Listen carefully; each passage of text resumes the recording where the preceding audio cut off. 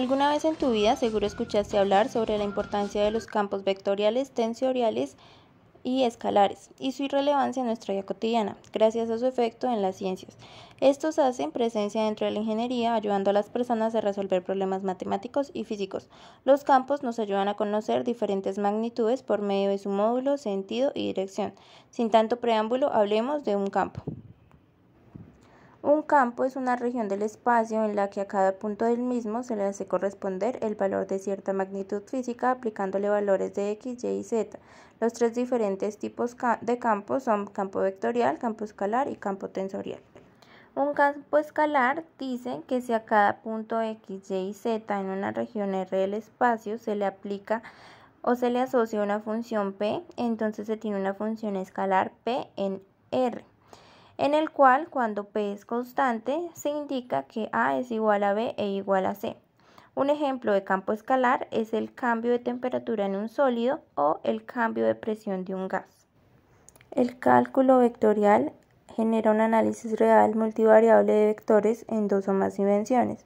Es decir, si a un punto x, y y z de una región R del espacio se le asocia un vector, se tiene una función vectorial, la cual define un campo vectorial en una región del espacio. Un ejemplo del campo vectorial es el campo gravitatorio, el campo eléctrico y el campo magnético. Este campo puede ser constante o variar respecto al tiempo. 4 operaciones son importantes en el cálculo vectorial. Primero tenemos el gradiente. Los campos vectoriales se pueden construir a partir de campos escalares usando el operador diferencial vector gradiente, el cual mide la tasa y la dirección del cambio en un campo escalar. Como se observa en la imagen, siendo f un campo escalar, suponiendo las condiciones de derivabilidad necesarias, se puede definir como la derivada parcial con respecto a x, y, z de f. La siguiente operación se denomina rotor o rotacional, la cual mide la tendencia de un campo vectorial a rotar alrededor de un punto.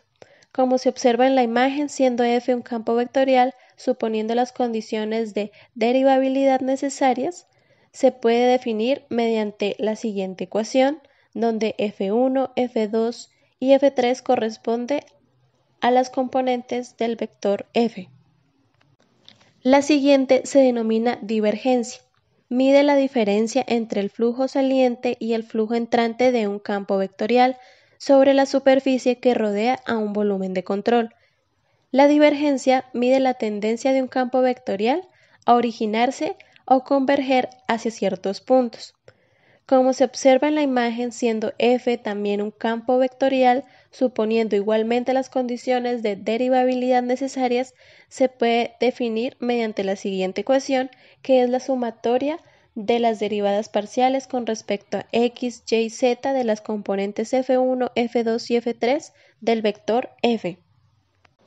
Y por último, Laplaciano relaciona el promedio de una propiedad en un punto del espacio con otra magnitud, el cual es usado frecuentemente para estudiar un flujo incompresible newtoniano, como se observa en la imagen, siendo f esta vez un campo escalar, suponiendo las condiciones de derivabilidad necesarias, se puede definir mediante la siguiente ecuación, que es la sumatoria de las derivadas parciales al cuadrado de x, y, z de f.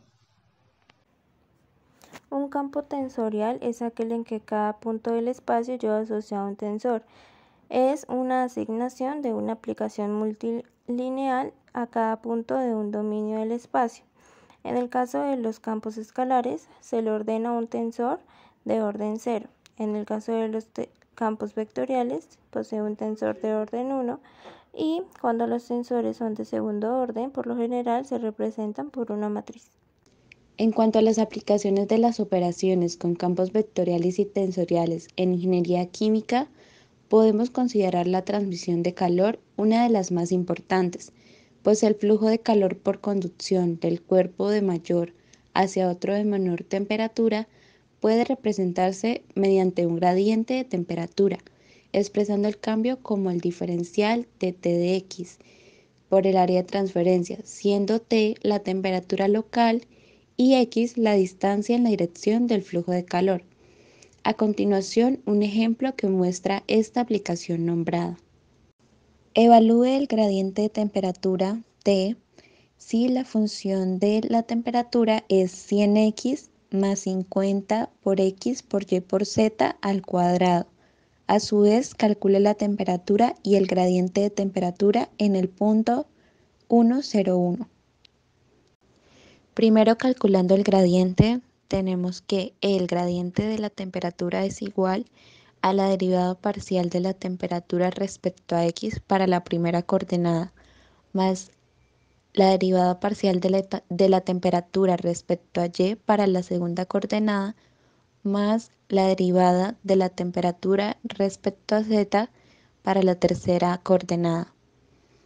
Entonces, siendo la función 100x más 50x y z al cuadrado, la derivada parcial de t respecto a x quedaría igual a 100 más 50x y z al cuadrado derivando respecto a x, lo que sería igual a 100 más 50 y z al cuadrado.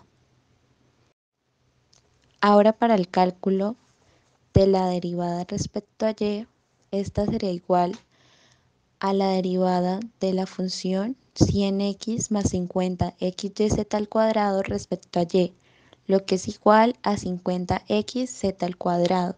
Y por último, para la derivada parcial de t respecto a z, sería igual a la derivada de 100x más 50x y z al cuadrado respecto a z, lo que sería 100x y z.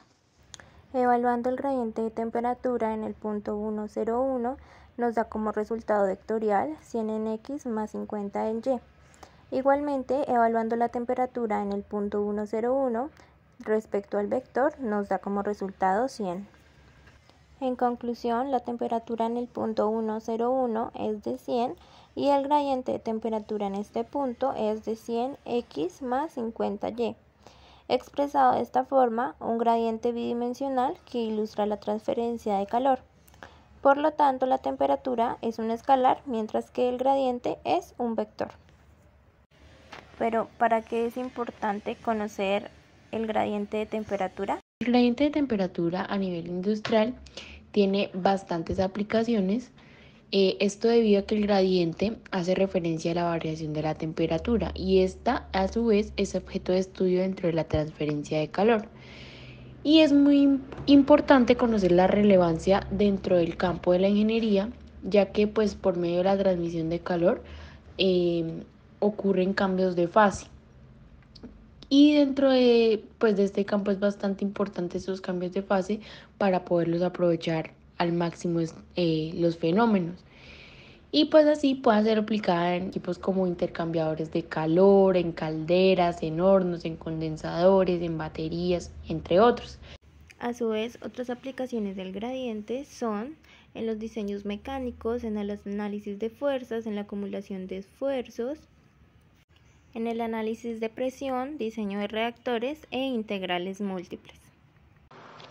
Como se ha podido observar, el cálculo vectorial y tensorial es de mucha ayuda al momento de resolver problemas asociados netamente con la ingeniería química, donde nos centramos en la transmisión de calor, pero antes revisamos conceptos previos sobre campos vectoriales para comprender mejor el problema aplicado y dar solución a este, además de mostrar otras aplicaciones de las operaciones con campos vectoriales y su enorme campo de trabajo. Finalmente, agradecemos su atención y esperamos que les haya sido de ayuda la información brindada en este video.